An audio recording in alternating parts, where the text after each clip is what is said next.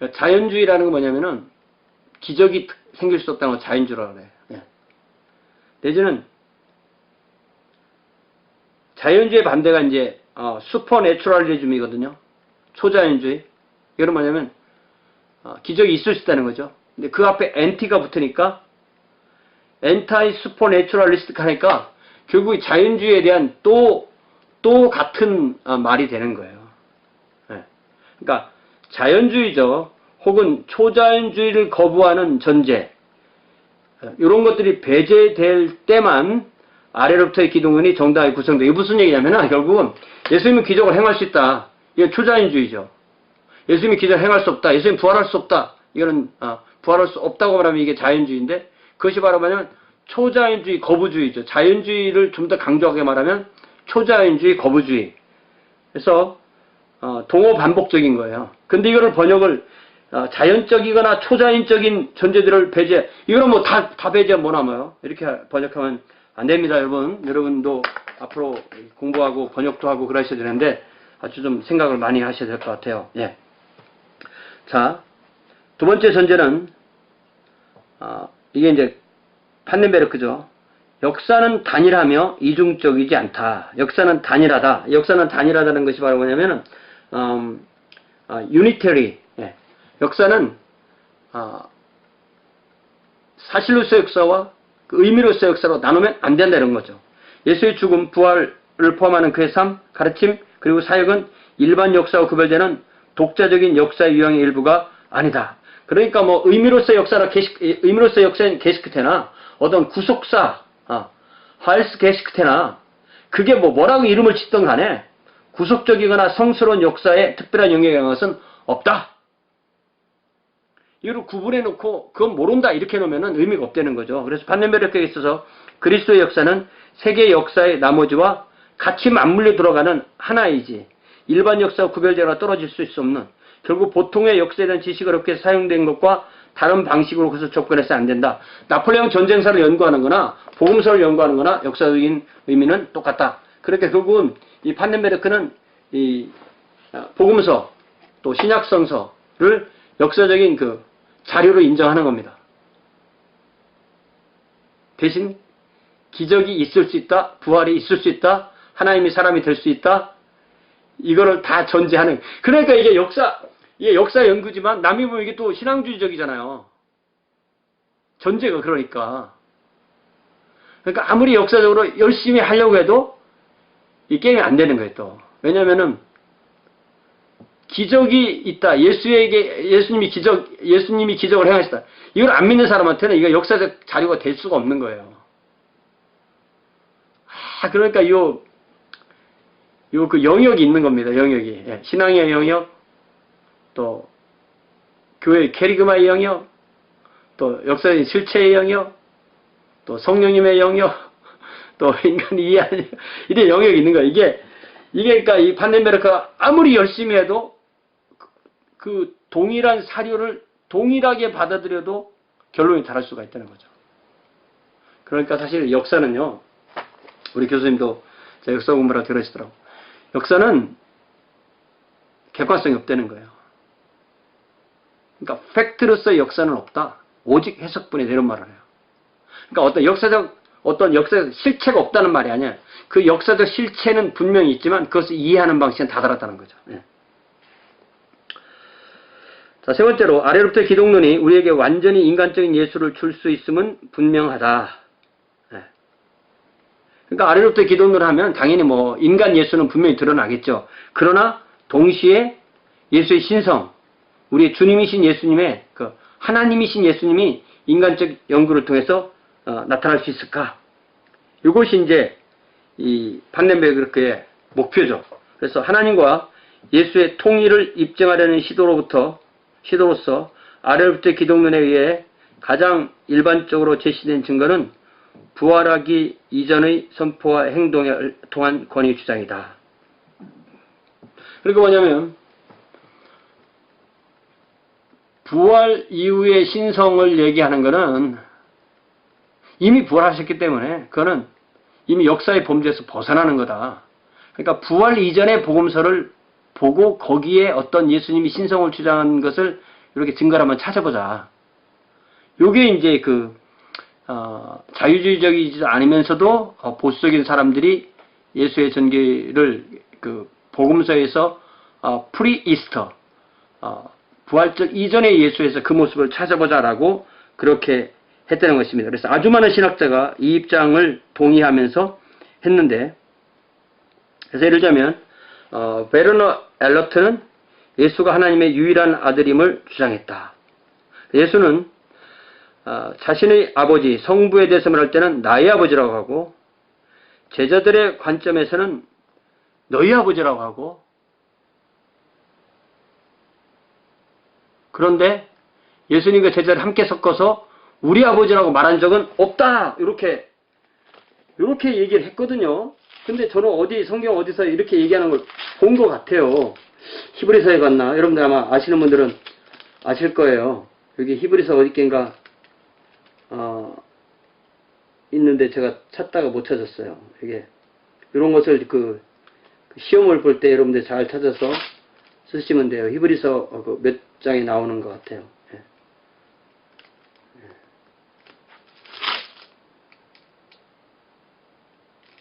혹시 생각나는 분이 있으면 얘기해 주시기 바랍니다. 히브리서 어디 있게 분명히 나와요. 예. 비슷한 표현이. 정확하게 그걸 말하는 건지 아닌지 모르지만. 그러니까 이게 정확하게 모르면 또 정확하게 찾아내기가 좀 힘들어요. 예. 자, 어쨌든 생각나면 얘기하기로 하고요. 그래서 부활하기 이전의 예수님의 모습에서 예수님의 신성을 찾으려는 신학자들의 이름이 거기 쭉 나옵니다. 그러면서 알타우스, 고가르텐, DM, 보른캄, 콘젤만 이런 신학학자들이 예수님이 자신의 신성을 주장했기 때문에 하늘에 계신 우리 아버지는 제자들의 입장에서 너희들은 이렇게 기도하라 그렇게 말했다는 거기 때문에 이거는 너희 아버지랑 똑같은 말이라는 거죠. 하늘에 계신 우리 아버지 이거는 제자들이 에릭슨도 그 말을 하는데 예수님의 아버지와 동시에 우리 아버지 이런 개념으로 쓴 게 아니라는 거예요. 어쨌든 이 개념에 의하면 그래서 어쨌든 예수님이 부활 이전에 그러니까 공생의 기간 중에 자기의 신성을 주장했다면 신성 모독이다. 그런데 그걸 했기 때문에 그분의 신성이 여기서 입증이 된다. 이렇게 이 사람들은 주장을 했다는 거예요. 그런데 판넨베르크는 그거를 반대합니다. 아니, 왜 반대하는지 몰라요. 둘 다 하면 되잖아요. 부활 이전이나 부활 이후나 둘 다 하면 되는데 판넨베르크는 뭐라고 말하냐면 기본적인 동의, 다시 말하면 부활 이전에서 공생의 기간에 예수님에게서 이 신성을 찾아야 된다는 기본적인 동의가 주목을 끈다라고 번역했는데 이것은 스트라이킹이라는 단어예요. 스트라이킹. 그것은 굉장히 충격적이다는 말입니다. 왜 꼭 그렇게 봐야 되냐? 이렇게 얘기하는 거예요. 그러니까 판넨베르크에게 있어서 부활은 역사인데 부활이 역사이기 때문에 부활 이후의 예수의 모습에서도 역사인 걸 찾아낼 수가 있는데 왜 꼭 부활 이전에 가서 찾으려고 고생을 하느냐? 교리들이 이 경우에 있어서는 역사적 조사보다 앞섰던 것으로 보인다. 이게 무슨 얘기예요? 판넨베르크는 너희들도 이미 예수님이 하나님의 아들이라는 그런 전제를 가지고 공생의 예수를 찾으려고 했던 그런 거다라고 그렇게 얘기를 합니다. 그래서 판넨베르크는 부활하시기 전에 예수의 권위 주장을 통하여서 그의 신성을 입증하려는 이런 노력이 필연적으로 실패할 것이 틀림없다고 믿는다. 자, 여러분 제가 이번에 시험에 신약성경에 나오는 예수님에 대한 증언을 복음서, 사도행전, 바울서신, 일반서신, 요한계시록 이런 구분을 통해서 중요한 것들을 찾아보라고 제가 숙제를 시험 문제를 냈는데요. 미리 알려드립니다. 왜냐하면 우리가 이 책을 읽을 때 그걸 정리하라고 하는데 우리가 항상 공부를 할 때 어떤 either or냐 both and이냐 아니면 none of them이냐 이런 거를 잘 구별해야 돼요. 학자들은 어떤 뭘 강조해서 주장하다 보면 그건 아니고 이거야 이렇게 할 수 있어요. 판넬베르크 지금 그렇잖아요. 부활 이전을 보면 안 돼. 부활 이후로 봐야 되죠. 그래서 사실은 부활 이전도 봐야 되고 부활 이후도 봐야 되는 거죠. 당연히 성경에 다 이 두 예수님의 신에서 얘기를 하니까. 그래서 그렇게 부활 이전에 예수의 권위에 대한 주장을 한다면 그것이 맞는지 틀린지는 하나님 앞에 가봐서 세상이 끝날 때나 아는 거다. 그래서 오히려 모든 것은 예수의 주장과 그에 대한 하나님의 승인 사이의 연관에 달려있다. 그러니까 이게 그러니까 판넨베르크가 훌륭한 학자이긴 하지만 자기 주장을 하기 위해서 좀 오버하는 걸 분명히 볼 수가 있습니다. 그래서 우리는 이 종말에 가서 그런 하나님께서 예수님을 승인한 그것을 찾아봐야 되는데 그 종말에서 그걸 찾지 않고 성경에서 찾을 수 있는 유일한 길이 있는데 그것이 바로 예수의 부활인데 왜 그러냐면 예수의 부활은 예변법 이렇게 예변법 이런 말을 쓰는데요. 나중에 보면 예변법이라고 나오는데 이것은 미리 성취한 거라는 거예요. 네. 그러니까 예수의 부활을 통해서 미래에 있을 일이 미리 드러났다. 그렇기 때문에 예수의 부활은 역사적 사실이다. 그래서 빈 무덤, 부활하신 예수님의 현현 사건들을 검증한 후에 판넨베르크는 이 현현 사건들에 대한 복음서의 기사들은 성격상 너무나 전설 같아서 누구도 역사적 핵심을 거의 발견하지 못한다. 그러니까 이 복음서를 봐서는 예수님의 부활을 똑바로 알 수 없다는 거예요. 이것도 또 이상하죠, 그죠? 무척 혼란스러운 거 맞습니다. 그 선후관계를 정확하게 하기도 힘들고요.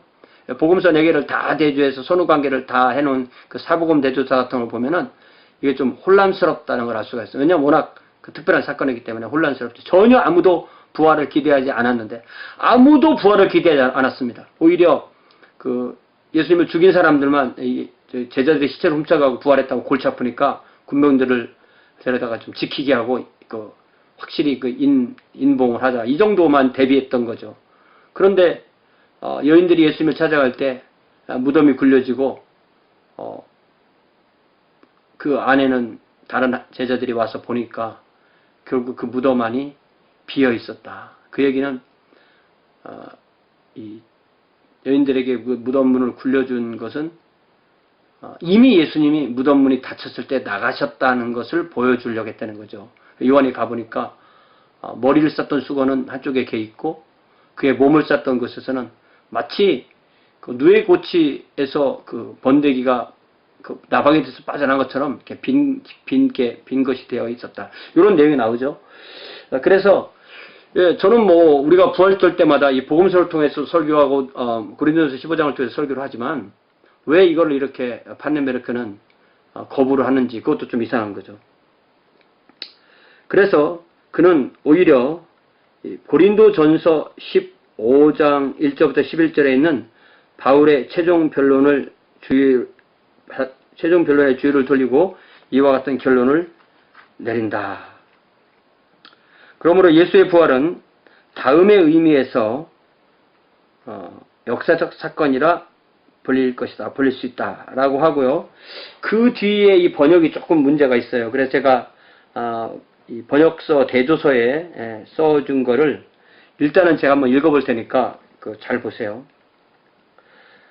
다른 전통들은 제쳐놓고 이런 말이 아닙니다. 이게 apart from other traditions 이렇게 되면 이거는 다른 복음, 다른 전통들 이게 말하면 다른 종교나 이런 거 말하는 거죠. 다른 종교들 같은 그런 전통들하고는 확연하게 구별되는 원시 기독교의 발생이 만일 바울에 의해서도 부활하신 예수의 현현 사건들에게까지 추적될 수 있다면 만일 그것이 그 전통에 대한 모든 비편적 검증에도 불구하고 죽은 자들로부터의 부활이라는 종말론적 소망의 빛 안에서만 오직 검증될 수 있는 것이 검증될 수 있는 것으로 이해될 수 있다면 그렇다면 비록 우리가 그것에 대해서 더 특별한 무엇을 알지 못한다 하더라도 그렇게 불리는 것은 하나의 역사 사건. 이게 무슨 말이냐면은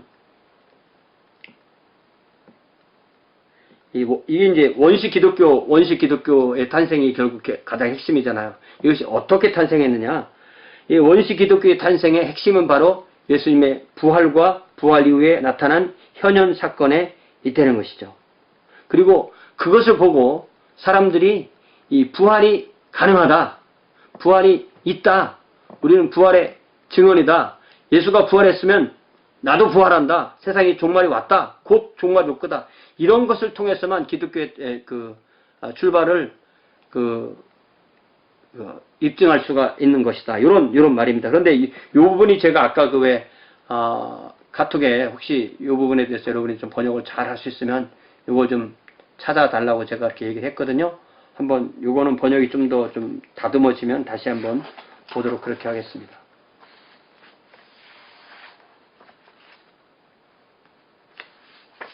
그래서 판넨베르크는 빈 무덤 기사들도 비슷한 방식으로 타당성을 갖고 있다고 생각합니다. 복음서에서 믿을 수 없다며 또 복음서 빈 무덤 사건은 이제 복음서죠.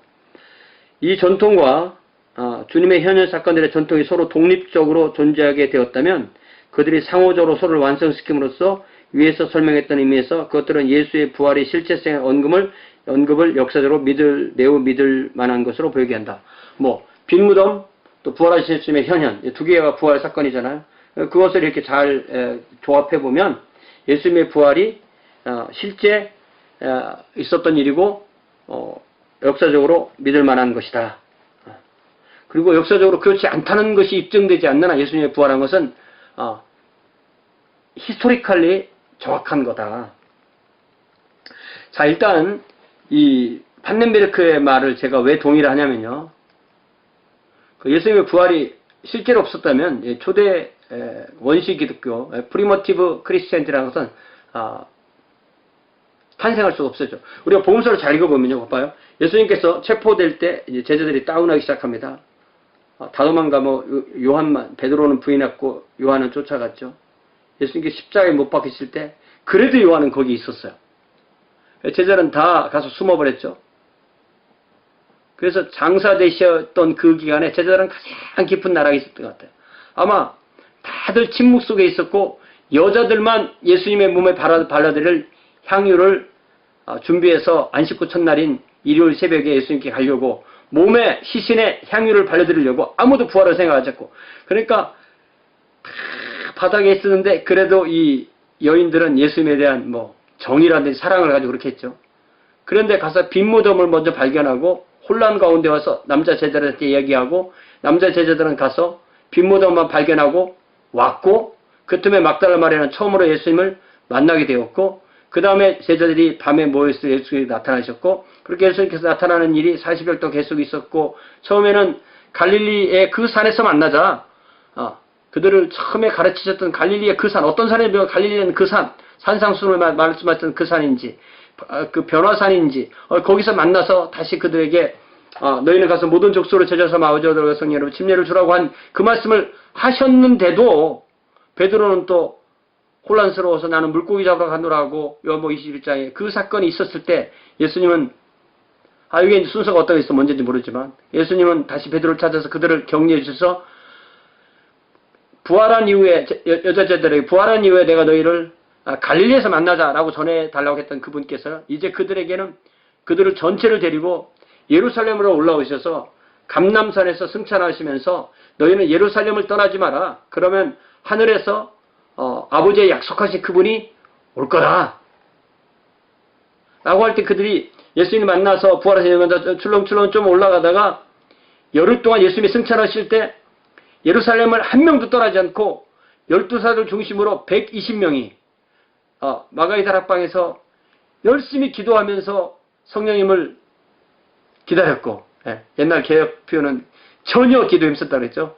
그리고 마침내 오순절에 성령께서 오셨을 때 오순절에 그 16개 지역에서 온 여러 문화가에서 온 유대인들, 유대교인들에게 예수님을 전할 때 예수님이 십자가에 죽었다는 것은 전할 필요도 없는 거죠. 왜냐하면 거기에 있는 대대세 사람들이 예수님을 죽이는데 동참한 사람들이니까 말로 동의한 사람이니까 예수님의 부활을 증언함으로써 이 초대 기독교가 그 예수님의 그 오순절 사도행전 2장에 딱 짠하고 탄생하게 되는 거죠.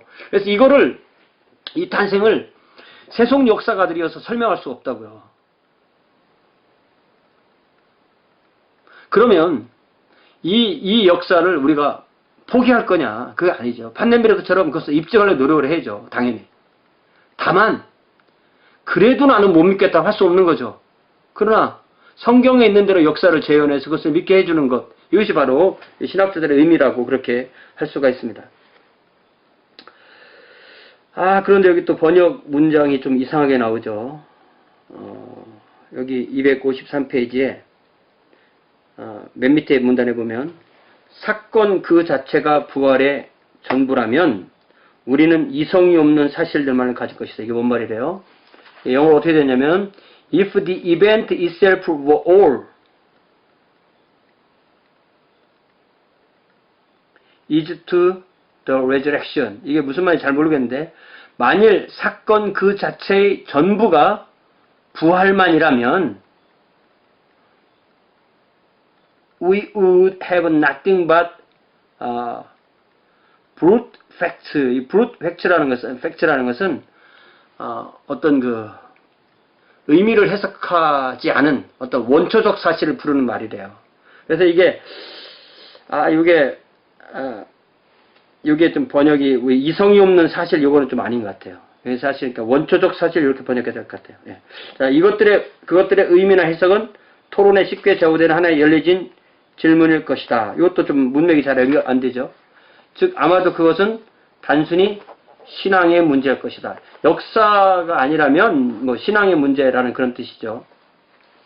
아마도 그것은 단순한 신앙의 문제일 것이다. 부활의 사실이 주어진다면 그것에 속한 가능성이 있는 의미들이 많이 있을 것이다. 만약 판넨베르크 관점에서 따르면 이것은 그렇지 않다.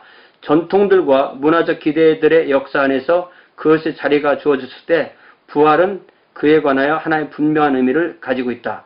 그 사건은 유대인들의 전통들과 떨어져서 생각하거나 평가돼서도 안 되고 그렇다면 예수의 부활은 하나님께서 예수의 주장들을 승인하셨음을 의미하며 예수가 실제로 인자가 아니라면 신성 모독일 그의 주장들이 옳음을 의미한다. 따라서 예수의 부활의 역사적 사실뿐 아니라 그의 신학적 진리 자체 역시 판넨베르크에서 검증되었다.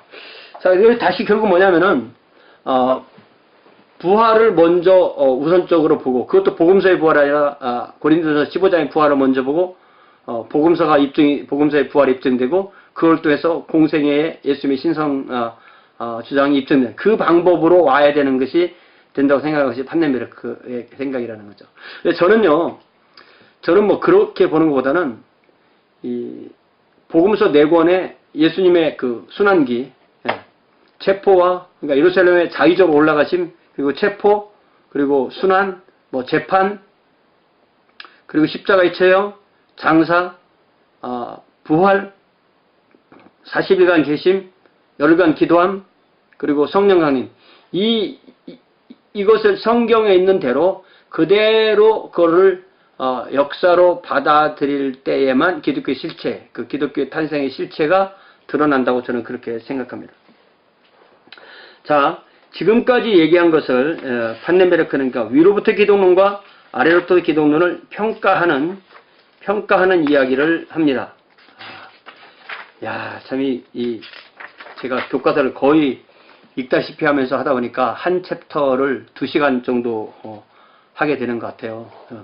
뭐 요거 말고도 다 중요하지만 어쩌겠어요. 이게 너무 중요했어요. 이렇게 하니까 뭐 시간 생각하지 마시고 강의 실세등이 아니니까 한번 좀 같이 교과서를 읽고 이해한다는 의미로 한번 같이 해봅시다. 자, 여기까지 위로부터 기독론과 아래로부터 기독론을 이제 다 소개해주고 평가를 이제 해봅니다. 에릭슨이 기독론의 이 두 유형은 그 자체의 독특한 강점과 영적을 갖고 있고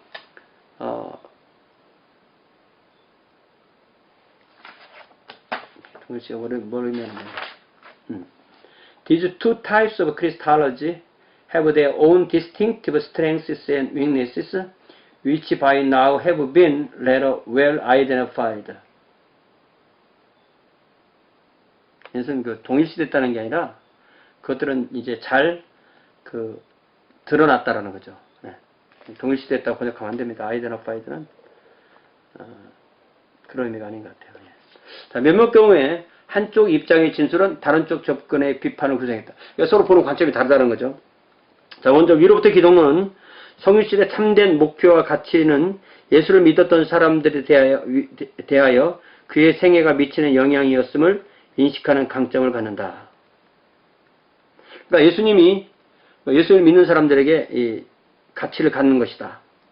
그들의 증명은 우리가 가장 치밀한 주의를 그들의 증명에 가장 치밀한 주의를 기울일 만한데 그들은 모든 사람 중에서 그를 가장 직접적으로 알았고 다른 사람들에게 그를 묘사할 수 있는 가장 좋은 위치에 있었다. 그러니까 여기 뭐냐면 처음으로 예수를 믿은 사람들의 증언을 말하는 거죠. 네. 더욱이 이 접근은 순수한 초자연주의로 인도된다. 그것은 아래로부터의 기독론. 근데 여기 아래로부터의 기독론이라고 번역했지만 이거는 아래로부터의 기독론들 이렇게 번역해야 돼요. 왜냐면은 크리스탈라지스 from below. 이거 왜 이렇게 써놨냐면은 아래부터 기독론을 추구하는 사람이 판넨베르크만 있는 것이 아니라 그 앞에 있는 많은 다른 분들도 있기 때문에 역시 아래부터 기독론도 통일된 게 아니라는 그런 뜻입니다. 와는 접근 방법이 다르다는 것이죠. 그래서 그것은 신적인 예수, 즉 기적을 행하는 예수의 가능성을 아예 열어놓고 시작한다. 그러니까 하나님이 주신 예수님, 우리가 준 대로 성경에 기록된 대로 믿어. 그러면 할 말이 없다는 거죠. 다 끝이라는 거죠. 그래서 위로부터 기독론의 기본 문제는 믿음의 현실성에 대한 질문이다. 신앙의 그리스도가 갈릴리와 유대를 걸어다녔던 그 예수와 실제로 동일한가? 캐리그마의 그리스도의 헌신은 실제적인 것에 근거하는가? 아니면 그것은 근거 없는 신앙인가? 한 가지 형태나 또 다른 형태 안에 있는 주관성의 문제는 언제나 이런 유형의 기독론을 괴롭힌다. 이 결국은 위로부터 기독론은 성경에 나온 대로 믿으면 돼 이렇게 말하지만 과연 그게 역사적으로 맞느냐? 괴롭다는 얘기죠. 이렇게 하면 우리가 사도들의 증언과 오늘 우리 자신이 경험하는 만남으로부터 하는 그 그리스도가 단순히 우리 자신의 느낌이 아니며 실제로 존재하는 예수님을 어떻게 하느냐? 네. 또 우리의 신앙의 내용이 우리가 신앙 위에서 그걸 취하고 말한다는 것이 매우 바람직과 좋은 것이지만 우리가 신앙 위에서 취하는 것은 무엇인지를 우리가 어떻게 하냐? 그래서 이 성경의 것이 경험이 없는 것에 바탕한 거라면 결국은 신앙의 그리스도는 결국 비현실적이고 모호한 것이 아니냐. 그러니까 사실이 빠진 헛것이라는 뜻이 아니냐. 이렇게 된다는 거죠. 반면에 아래로부터 기독론은 기독교 신학, 특히 예수님이 누구신가에 대한 가르침들은 기껏해야 신앙에 근거하여 최악의 경우 그것은 완전히 공허한 것이라는 이 부담, 위로부터 기독론이 가지고 있는 부담을 줄인다는 거죠. 그래서 이 접근은 주관성을 제거하는 겁니다. 그러니까 이 위로부터 기독론은 주관적이라는 거죠. 그래서 객관성을 확보하고 싶은 것이 아래부터 기독론이라는 것입니다. 그러니까 객관과 주관이죠. 예. 위로부터 기독론은 주관성, 아래부터 기독론은 객관성. 그러니까 이 주관성을 강조할수록 신정통주의예요. 키르케고르, 칼바르 그 계열로 나가는 겁니다. 모든 믿는 자들에 의한 주관적 관련 헌신이 있지 않으면 안 됨을 인식했기 때문에 아래로부터의 기독론은 다른 믿는 자들, 즉 첫 제자들의 주관성, 이게 객관성이라는 얘기예요. 아닌가? 잘못 봤네.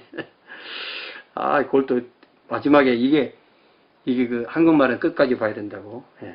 그 첫 제자들의 주관성을 통해서 그것이 알려지는 것을 피한다 이렇게 써놨네요. 근데 사실 이게 둘이 아니거든요. 네. 어쨌든 한 가지 지속적인 문제가 있는데 판넨베르가 그것을 공표했던 그 형식에서 아래로부터의 기독론은 자신의 성공 이렇게 번역하면 안 돼요. 아래로부터의 기독론을 성공하기 위해서 객관적 확실성을 갖는 그것의 역사적 주장들을 입증하는데 의존한다. 그러니까 아래로부터 기독론은 이게 역사적으로 맞아야만 이게 성립되는 거기 때문에 그것에 의존하게 된다는 거죠. 그러나 객관적 확실성은 도달하기도 어렵다. 기독론의 사실이 순수하게 객관적 역사라면 예수의 신성을 어떤 공정한 객관적 연구자에게 증명하는 것이 가능해야 된다. 다시 말하면 신약 성경을 진지하게 읽는 모든 사람들은 예수의 신성을 믿어야 되는데 그것이 역사에 근거한 거니까. 근데 그런 일이 실제로 일어나지 않는다. 이게 순수히 역사에 근거했다고 말하는 것만으로도 맞지 않는다는 거죠. 그러니까 역사적으로 틀렸다는 얘기가 역사적으로 맞음에도 불구하고 믿지 않는 사람이 생길 수가 있다는 것을 우리 알아야 된다는 거죠. 그 증거들을 검토한 일부의 사람들은 여전히 납득하지 못한다. 이에 덧붙여서 폴 알트하우스는 역사에 대한 판넨베르크의 그 단일한 시각, 통일된 시각은 이제 유니테리라는 아까 그랑 똑같은 단어인데 아까는 단일한이라고 번역, 지금 통일된이라고 번역했거든요. 단일한 시각은 신앙을 이성의 한 기능으로 만든다고 주장한다. 이게 뭐냐면 신앙으로 믿어질 수밖에 없는 건데 이성으로 믿어진다고 얘기한다면 결국은 신앙과 이성의 구분을 하지 않고 결국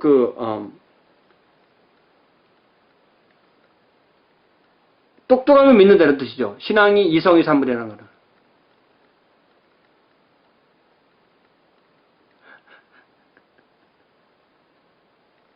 이에 대해서 판넨베르크가 강력하게 응답하는데 판넨베르크가 뭐라고 응답하냐면 분명히 신앙은 실제로 성령의 선물이지 이성의 선물은 아니다.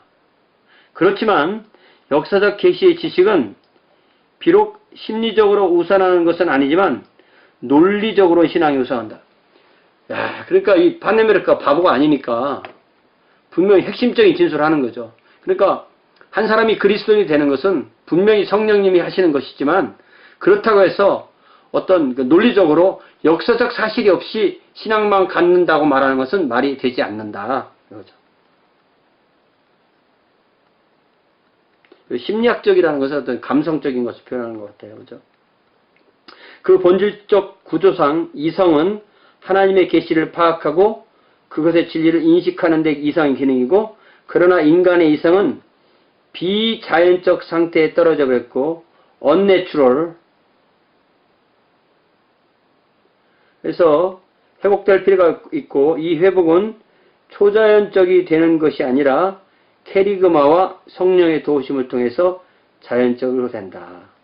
이 자연적 이렇게 말하면 뭐예요? 이성적이라는 뜻이잖아요.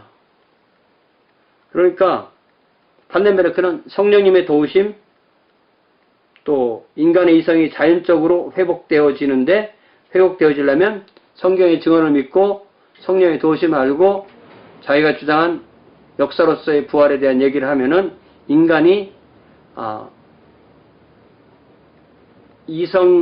성령께서 인간의 이성을 역사의 내용에 의해서 입증해주면 믿는다. 이런 말인 거죠.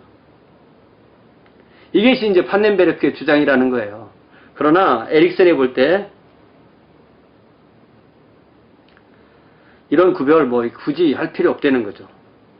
인간의 이성이 초자연적이 되는 것이 필요한지 아니면 단순히 자연적이 되는 것이 필요한지 관계없이 이 신학이 어떤 대가를 치르고서라도 회피하려고 시도하는 주관성이라는 그 동일한 유령은 여전히 머리를 쳐든다. 성령께서 그 역사적 등원들을 신앙을 만드는 데 사용한다 하더라도 이 신앙이 사실과 일치하는지는 여전히 문제로 남는다. 어떤 사람이 같은 증거 위에서 다른 결론에 도달할 수 있는 것처럼 우리는 조금이라도 역사의 예수에 도달하는 시도에서 신앙의 그리스도로 다시 몰릴 수밖에 없지 않느냐 이런 얘기죠. 아래로부터의 기독론의 실제 입장은 자연화된 이성에 대한 필요로서 그런 개념들에게 호소하기 시작할 때 이미 끝난 게임이다. 객관적 증거와 신앙의 결론들 사이에 틈이 조금 좁아졌지만 결코 해결된 것은 아니다. 그러니까 뭐예요? 위로부터의 기독론도 틀렸고 아래부터의 기독론도 말이 안 된다. 그럼 뭐냐? 그럼 뭐냐? 그래서 이제 이 에릭슨이 이제 대안적 접근을 해본다.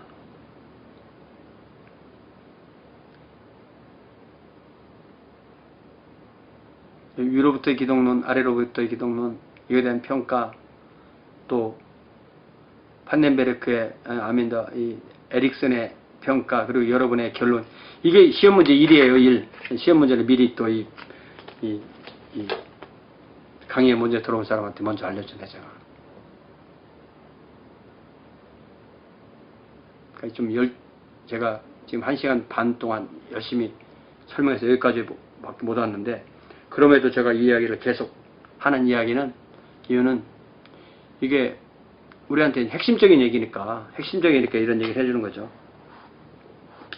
자, 그러면 이제 대안적 접근이 뭐냐? 우리는 이제껏 겉보기로는 상호 배타적인 두 입장들의 장점과 약점을 각각 살펴보았는데, 각각의 문제들을 최소화하고 그 둘의 가장 좋은 요소들을 보존하기 위해서 위로부터의 기독론, 아래부터의 기독론을 통합하는 길은 없을까?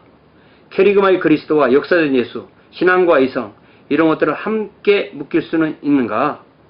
복음주의자들, 에릭슨과 같은 복음주의자들은 이 두 가지를 함께 묶으려고 노력을 한다. 이것은 부분적으로는 계시에 대한 복음주의적 이해에서 유래하는데, 계시라는 건 뭐냐?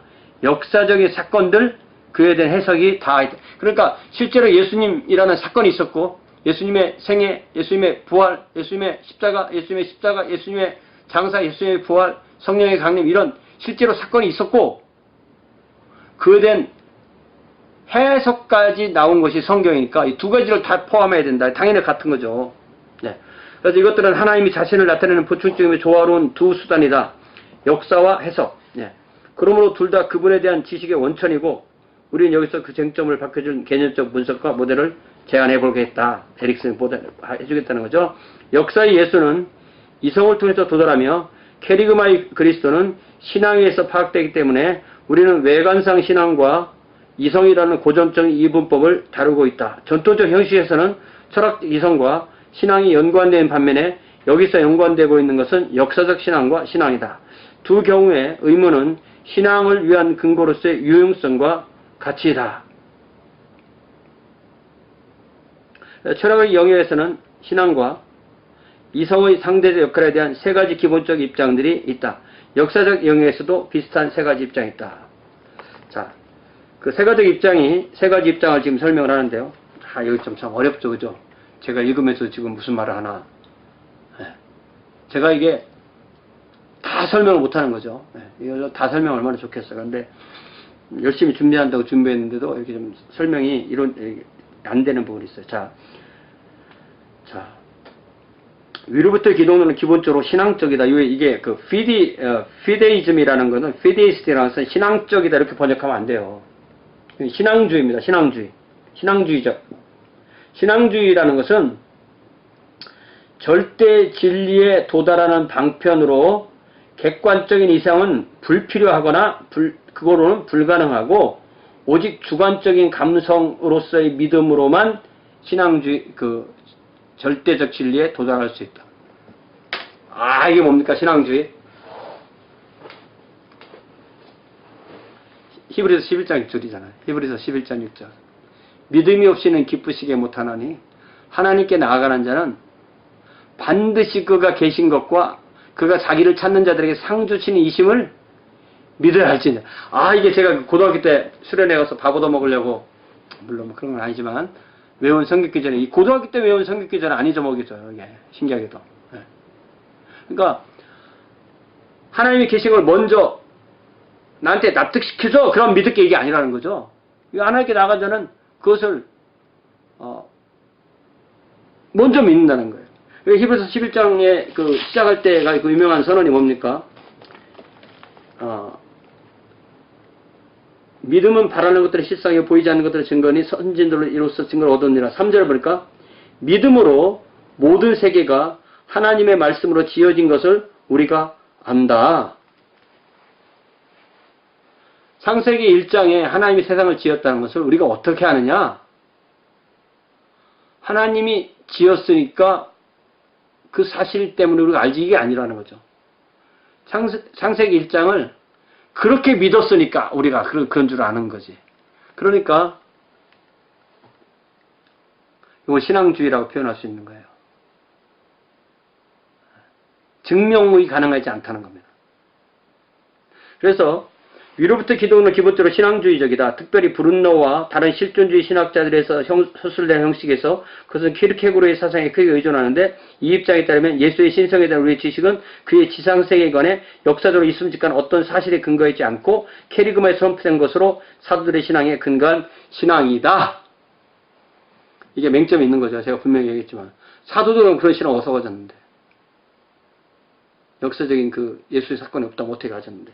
자, 역으로 아래로부터 기독론은 주로 토마스 아퀴나스적이다. 토마스 아퀴나스라는 것은 항상 이성의 바탕에, 자연의 바탕에, 어떤 상식의 바탕에, 과학의 바탕하는 거죠. 그래서 역사적 증거로부터 예수의 초자의 특성을 입증하려는 시도이다. 따라서 그리스도의 신성은 전제가 아니라 결론이다. 이것은 신앙이나 권위에 호소하는 것이 아니라 역사적 이성에 호소한다. 전자의 모델에서는 신앙이 우위를 차지한 것 같이 여기서는 이성이 우위를 차지한다.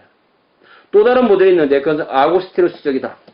이 모델은 해서 신앙이 앞서지만 그것이 영구 이성과 별개로 남지 않고 다른 식으로는 이해할 수 없는 것을 이해할 수 있게 해줌으로써 신앙은 이성이 작용하는 시각이나 출발점을 제공한다. 그러니까 처음에는 첫 단추는 신앙으로 끼우지만 그 다음에는 이성이 곧 따라오게 되고 그래서 신앙과에서 나중에 하나가 된다. 이것이 아우구스티누스의 접근이라는 거죠. 이 모델을 기독론의 구성에 적용할 때 그 출발점은 캐리그마, 즉 그리스도에 대한 교회의 믿음과 설교인데 그 캐리그마의 내용이 역사적 예수 탐구에서 제공된 자료들을 해석하고 통합하는데 하나의 가설로서 봉사하고 이 입장에 따르면 그리스도에 대한 초기 교회 해석이나 신앙이 어떤 다른 가설보다도 우리로 하여금 역사적 현상들의 의미에 더 잘 이해를 해줄 수 있게 해준다. 그러므로 우리의 대안적 모델은 위로부터의 기독론이 아니고 아래로부터의 기독론은 캐리그마를 무시하고 위로부터의 기독론은 역사를 무시하는 거죠. 신학자들이 그것에서 19세기에 자주 언급했던 예수의 신비를 이해하려는 시도 가운데 수수께끼들로 인도된다. 우리의 모델은 확인되지 않은 위로부터의 기독론은 아니고 위로부터의 기독론은 나사렛 예수의 지상생활에서 언급하지 않고 구성된다. 우리의 모델은 그러니까 결론적으로 우리의 모델은 에릭슨이 주장하는 모델은 오히려 예수가 누구였으며 어떤 분이었는지와 그가 누구이며 어떤 분으로 주장되었는지에 관한 확인할 수 있는 역사적 사실들에 시험받고 지원되고 수술전에 온다. 다시 말하면 이것은 결국은 위로부터의 기독론으로 출발해서 만나든 아래부터의 기독론으로 출발해서 만나든 결론이 똑같이 나야 된다는 거죠. 근데 이 출발점은 아래로부터의 기독론부터 출발한다는 것이죠. 우리의 모델은 신앙만을 따르는 것이나 역사적 이성만을 따르는 것을 함의하지 않고 함께 꼬여 있어. 결론은 뭐예요? 같이 가야 된다는 거죠. 이 두 가지가. 함께 꼬여있어 상호 이접적이고 동시에 진보하는 방식으로 양자를 함께 따르는 것을 함의한다. 캐리그마의 그리스도와의 친교의 증대는 우리로 하여금 역사적 조사의 자료들에 대해 더 많이 이해하고 더 많은 것을 통합할 수 있게 할 것이다. 비슷하게 역사의 예수에 대한 이해의 증가는 우리로 하여금 신앙의 그리스도에 대한 사도의 해석이 참임을 더욱 분명히 믿게 할 것이다. 그러니까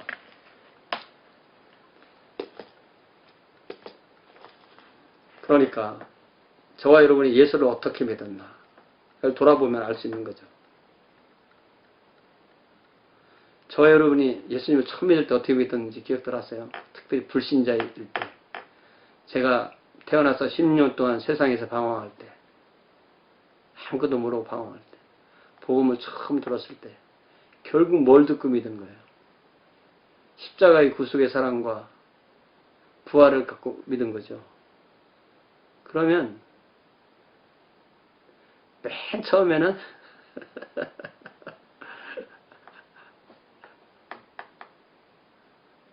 그래요. 맨 처음에는 캐리그마로 시작하는 게 맞는 것 같아요. 뭐 사람마다 다를 수 있죠. 그러나 성경을 읽으면서 역사적 실제에 대해서 생각을 하게 되고 이 두 가지가 왔다 갔다 한다는 거죠. 두 가지가 함께 꼬여있다. 내 표현이 좀 맞는 것 같아요. 예.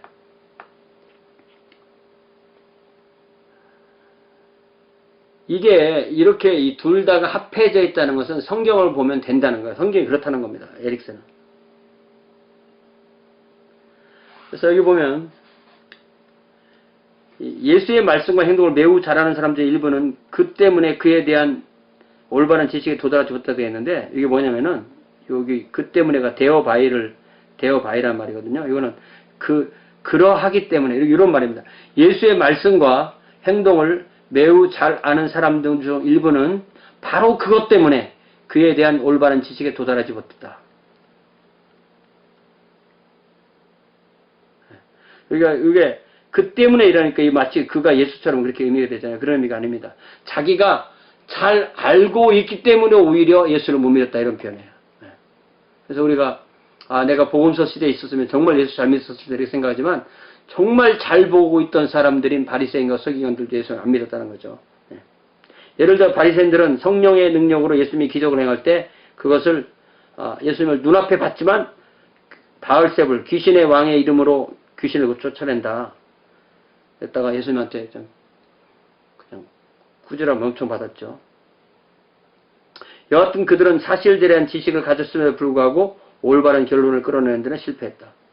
그러니까 여기 이런 올바른 결론 이런 말 자체가 이미 에릭슨이 쓸 때 이게 객관적인 표현이 아니잖아요. 주관적이죠. 세상 사람들은 바리새인들이 잘 봤다고 생각할 수도 있죠.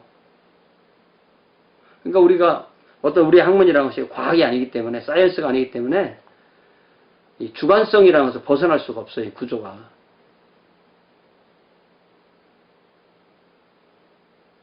그러니까 우리 안에서의 진리인 거죠. 기독교의 진리는 기독교 안에서의 진리입니다. 수학이나 과학의 진리하고 다르죠. 그러니까 이것은 기독교 안에서의 진리고 이것을 믿지 않는 사람들에게 이것을 전할 때는 우리는 이것을 전하는 것이 강요할 수가 없는 거죠. 예수에게 가장 가까이 있는 자들도 그를 아는데 실패했고 유다도 그를 배반했고 다른 제자들은 예수님의 십자가의 달림의 의미를 모르고 심지어 부활했는데 부활의 의미까지 깨닫지 못했었다는 거죠. 종교 지도자들도 무덤이 비어있다고 했지만 그게 정말 예수님이 부활했다고는 생각하지 않았다는 거죠. 그러니까 역사를 알아도 잘못된 결론에 나오는데 또 어떤 사람들은 이 예수님이 원한 결론에 도달할 수도 있는데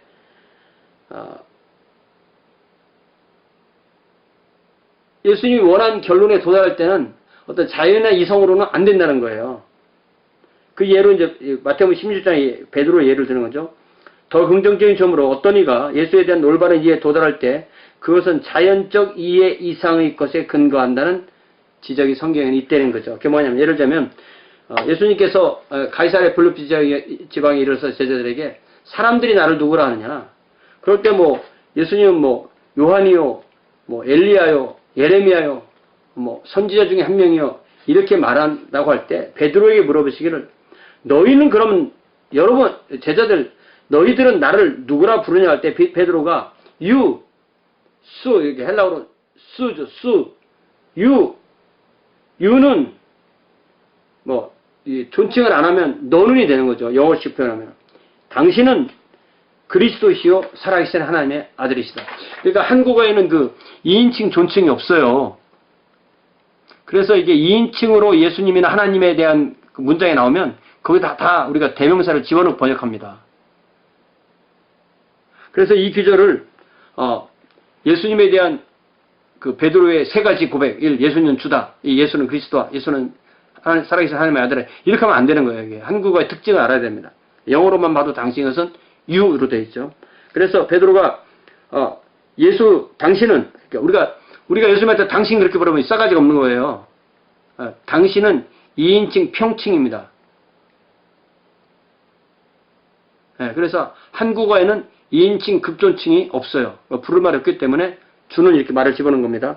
자, 주는 그리스도시요 살아계신 하나님의 아들이십니다라고 고백했을 때 예수님은 이것을 너에게 알게 하니는 혈육이 아니요 하늘에 계신 내 아버지다. 그러니까 하나님 아버지가 알려주셨다. 성령이 믿게 하셨다. 이게 똑같은 표현이라는 거죠. 그러니까 결국은 아무리 역사적인 사실을 입증해 주어도 믿고 안 믿고의 최종적인 뜻은 자기가 믿고 싶으면 믿고 자기가 믿기 싫으면 안 믿는 거지만 동일한 사실을 하나님이 믿게 하셨다. 성령이 믿게 하셨다 해도 말이 된다는 거죠. 그래서 우리가 거기 그 두 번째 문제 우리가 혈과 육의 정확한 의미에 대해서 충분히 논의하는 동안에 예수께서 다른 사람들의 견해들, 다시 말하면 요한이다, 엘리야다, 예레미야다, 선지자, 다른 사람의 견해들과 같은 어느 정도 순수하게 인간적인 원천과 대비해서 아버지로부터는 일종의 직접적인 계시를 대조하거든. 요 문장이요. 이게 또 번역이 잘못된 거예요, 이게.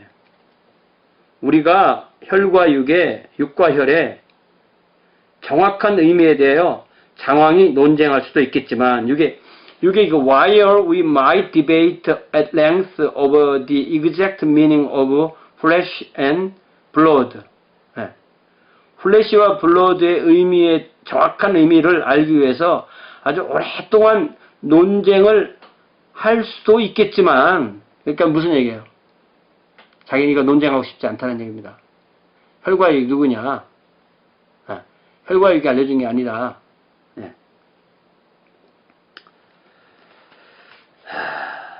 근데 뭐 사실 뭐 베드로가 그렇게 고백한 것은 본인도 아니고 어떤 베드로의 아버지도 아니고 베드로의 친구도 아니고 세상 사람들도 아니고 하나님이다, 이런 뜻이에요. 혈과 육에 대한 그 대비로 하나님. 예. 또 그 유명한 그 침례요한의 고백이 나오죠. 이 변증법은 뭐냐면요. 변증법은 정과 반을 통해서 합을 알아내는 거죠. 그러니까 이 요한은요, 침례 요한은, 세례 요한이라고 하는 침례 요한은 자기 입으로 예수님을 하나님의 어린 양이다라고 정해놓고 갑자기 그가 감옥에 가서 정말 오실 그이가 당신입니까라고 이렇게 반을 얘기하는 그런 사람이었다는 거죠. 그러니까 좀 변증법적이라는 것입니다. 그래서 그는 자신의 제자를 보내면서 오실 그이가 당신이 오니까 우리가 다른 일을 기다릴까? 헷갈렸다는 거죠. 그래서 누가복음 7장이나 마태복음 11장에 나오는데 예수가 실제로 자신이 그렇게 알고 있는 바와 같이 그리스도라는 증거로 어떤 구체적인 역사를 해야 될 텐데 요한은 뭐 혹시 정말 그리스도라면 나를 감옥에서 빼줘야 되는 것이 아닙니까? 뭐 이런 식의 생각도 할 수 있다는 거죠. 그러나 예수의 대답은 뭐냐면 자신이 하신 일을 해줍니다. 소경이 보며 안전병이가 일어나며 문둥이가 깨끗해지고 귀머거리가 듣고 죽은 자가 살아나고 가난한 자에게 복음이 전파된다. 이렇게 말합니다. 이렇게 말씀하시면서 예수님께서 덧붙인 그 말씀이 유명한 말씀이 있죠. 마태복음, 여기 누가복음 7장이지만 마태복음 11장을 보면 예수님께서 뭐라고 말씀하시냐면은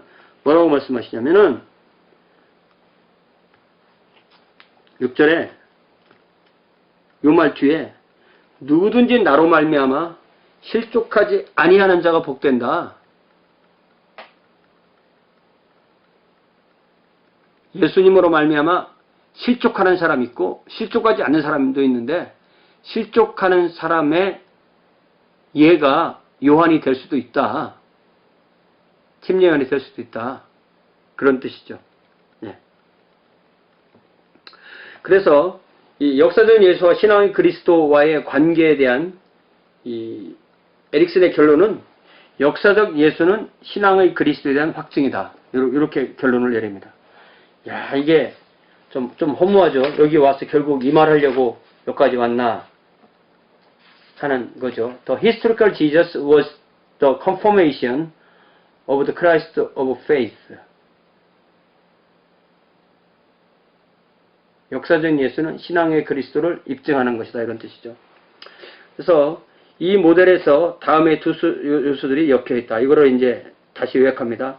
역사의 예수만이 아니며 신앙의 그리스도만이 아닌 역사적 예수를 밝혀준 열쇠로서의 캐리그마의 그리스도와 그리고 그가 하나님의 아들이라는 메시지를 위한 전거로서 예수의 성의 생애의 사실들, 그에 대한 신앙은 역사의 예수의 이해로 우리를 인도한다. 그러니까 결국 두 개가 얽혀있지만 첫 번째 단추는 신앙의 그리스도라고 에릭슨은 생각하는 거예요. 신앙의 그리스도를 만나고 난 뒤에 역사의 예수에 대해서 더 실체를 알게 된다. 그러나 결론은 뭐 당연한 거죠. 둘이 아니다. 하나이다. 이렇게 해서 사실은 역사적 예수탐과 위로부터의 기독론, 아래부터의 기독론 다 합해서 결국 얘기해 주는 것은 예수님은 한 분이지 그분을 역사의 예수와 신앙의 그리스도로 나눌 수는 없다. 어떻게 만나든. 예.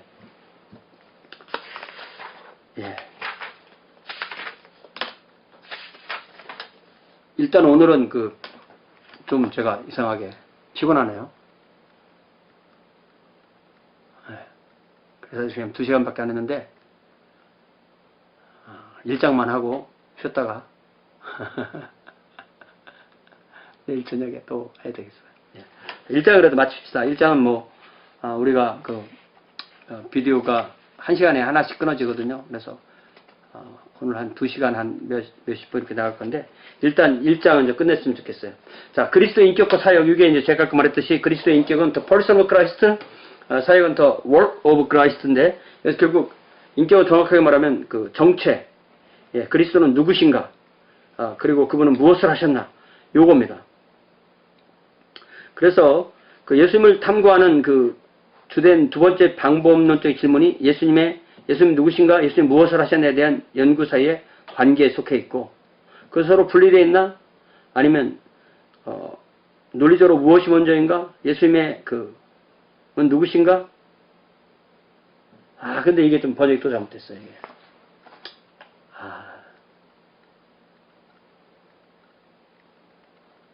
그리스도의 인격 이렇게 번역하면 안 돼요, 이게 기본적으로. 이게 이제 그리스도의 인격 이렇게 된 부분이 영어로 한번 읽어드리면 should the understanding of the person of Christ, his nature, be developed first and then applied in order to give us an understanding of the work of Christ, or should we begin with the work of Christ and then deduce therefrom what type of person he is?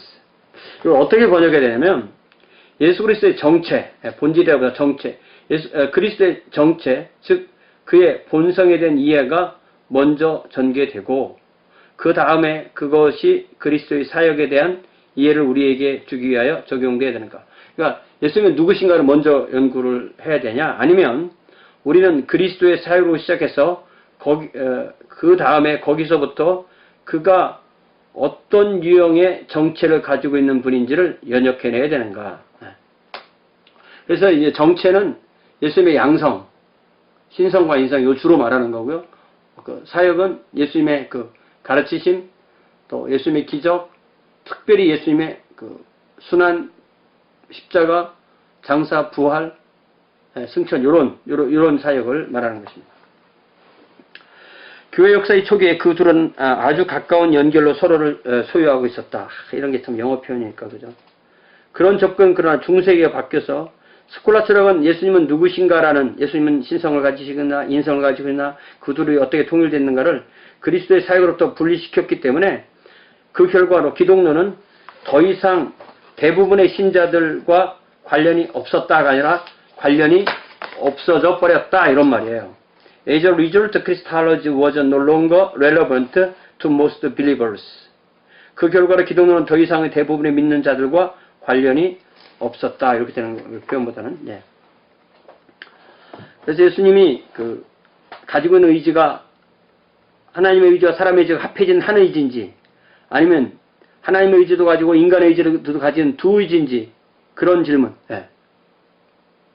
뿐만 아니라 그리스도의 신성, 그분이 인간으로서 지식의 한계, 그분의 죄 없음에 대한 논쟁 역시 결국 추상적이 됐고, 일반 그리스도인들은 그런 것에 대해서 아무런 관련을 갖지 않게 되었다. 그런데 이제 19세기, 1800년대, 20세기, 1900년대에 다시 예수님의 그 인성, 예수님의 그 정체와 사역에 대해서 연구하는 경향이 생겼는데, 그것은 종교개혁 시대에 멜랑크톤, 루터의 후계자죠. 필립 멜랑크톤의 유명한 문장이 세워지는데, 그리스도를 아는 것은 그의 유익을 아는 것이다. 이게 그의 유익하면은 그가 가지고 있는 유익, 이것도 되잖아요. 그렇게 번역하면 안 되고, 그리스도를 아는 것은 그가 주시는 유익을 아는 것이다. 결국 그 멜랑크톤에게 이렇게 가르쳐준 사람이 루터라면은, 루터는 스콜라주의적인 어떤 그래서 또 뭘 또 집중이라고 번역했냐.